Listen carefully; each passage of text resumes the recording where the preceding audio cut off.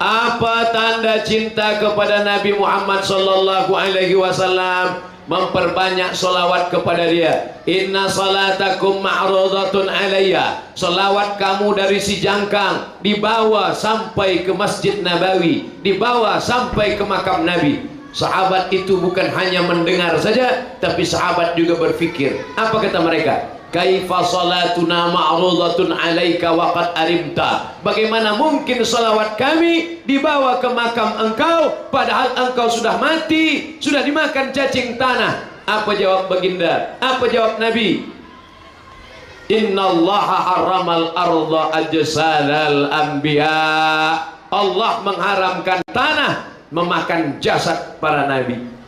Percayakah Ustaz Abdul Somad jasad Nabi tak dimakan cacing tanah? Percaya. Berapa peratus? 1000% percaya. Mana buktinya? Berapa banyak makam-makam kuburan yang digali, bukan Nabi, bukan ulama, manusia biasa, tapi tidak dimakan cacing tanah, hanya kerana penghafaz Al-Quran, imam masjid, apatah lagi baginda yang amat sangat mulia. Api tak memakan kulitnya, cacing tanah tak memakan jasadnya, tanah tak menghancurkan kain kafannya. Ketika terjadi banjir besar, air sampai ke bawah Bukit Uhud. Bukit Uhud di belakang Masjid Nabawi.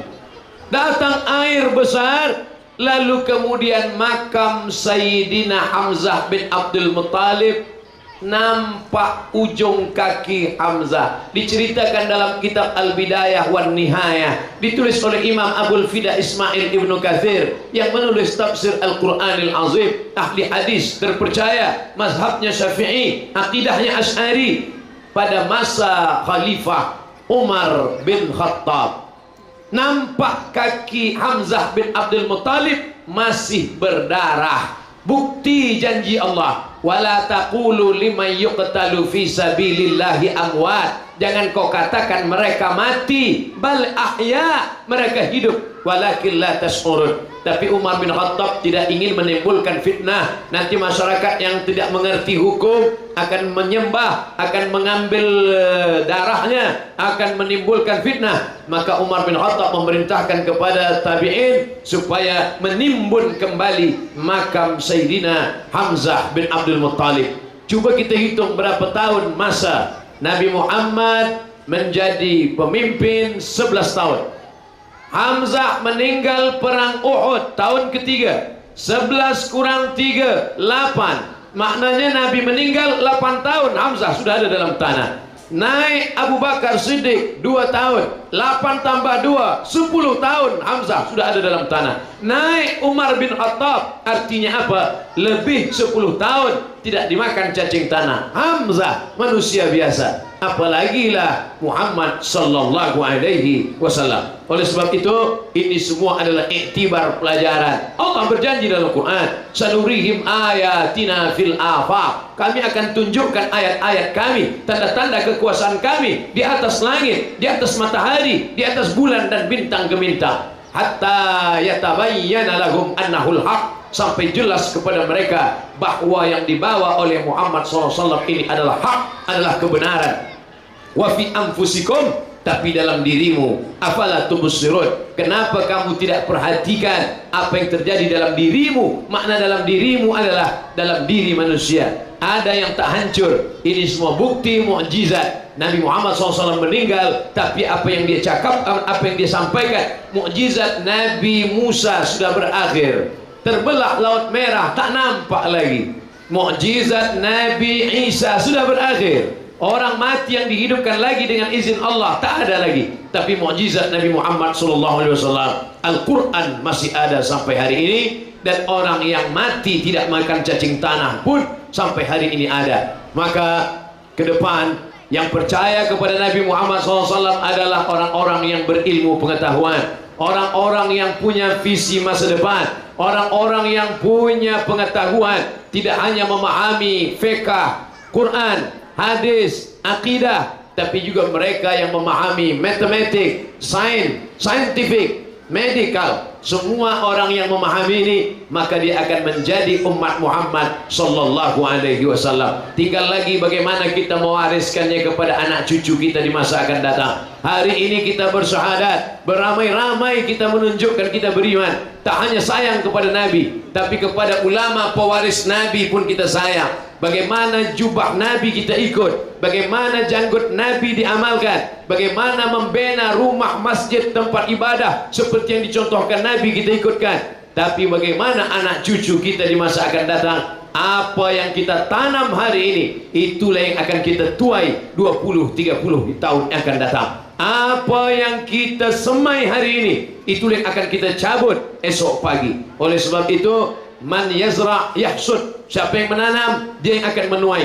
Maka ini pelajaran penting bagi kita bersama. Kalau memang betul kita cinta kepada Nabi SAW, apa pengorbanan kita, apa yang sudah kita berikan untuk agama Allah Subhanahu wa ta'ala. Allah berjanji, in tansurullah, kalau kau tolong agama Allah, yansurkum, maka Allah akan menolong kamu ketika tiada siapa boleh menolong. Yauma yafirrul mar'u min akhih, saudara kandung tak boleh menolong. Wa ummihi, emak kandung. Wa abih, ayah kandung. Wa sahibatihi, istri. Wa bani, anak. Semua tak boleh menolong. Tapi ada satu yang boleh menolong. Apa dia? Syafaat Nabi Muhammad sallallahu alaihi wasallam. Apa kata orang kafir Quraisy? Khasira Suhaib.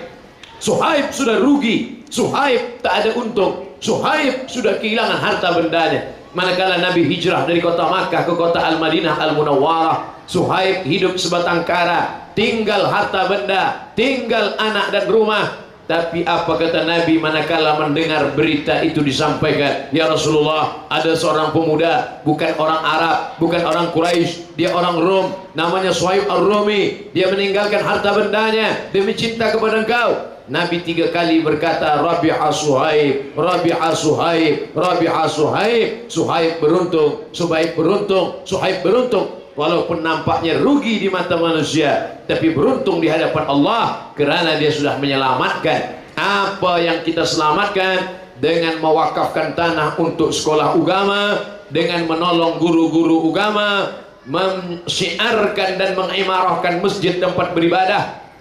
Ma'akal tafa'afnaita, yang kau makan sudah busuk. Wa malabista fa'ablaita, yang kau pakai sudah lapuk. Wa ma tasaddaqta fa'amdaita, yang kau sedekahkan, yang kau wakafkan, itulah yang akan kekal abadi hingga hari esok. Hari ini kita berjumpa dengan orang-orang yang katanya amat sangat smart, cerdas, pandai, tapi sebenarnya jahil. Siapa orang yang pandai itu ya Rasulullah? Rasul menjawab, Al-Kayyisu, orang yang pandai, orang yang smart, orang yang cerdas adalah mandana nafsahu wa amila lima ba'dal maut. Dia menundukkan hawa nafsunya, dia menghilangkan keinginan dunianya, dan dia berpikir apa yang aku dapat nanti selepas kematian datang. Idza matal insan, dalam Sahih Muslim. Tidak ada orang menyebut idza mata ibnu Adam, itu riwayat bil makna. Tapi yang ada dalam hadis, idza matal insan, kalau manusia mati, inqata'a, putus. Tapi ada yang tetap mengalir. Apa itu yang mengalir?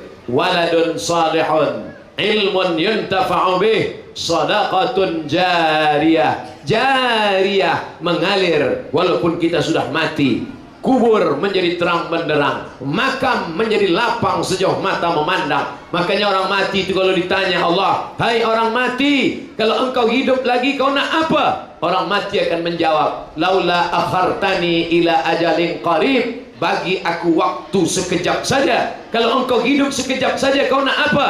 Mereka menjawab, fa'as-saddaqa, aku ingin bersedekah. Orang mati tidak berkata aku ingin sembahyang, tidak. Aku ingin haji, tidak. Aku ingin ke Makkah, tidak. Mereka menjawab, fa'as-saddaqa, aku ingin bersedekah. Mudah-mudahan kita termasuk umat Muhammad sallallahu alaihi wasallam yang rajin mengikuti sunnah-sunnahnya. Terima kasih segala perhatian. Mohon maaf segala kesilapan dan kekhilafan. Wassalamualaikum warahmatullahi wabarakatuh.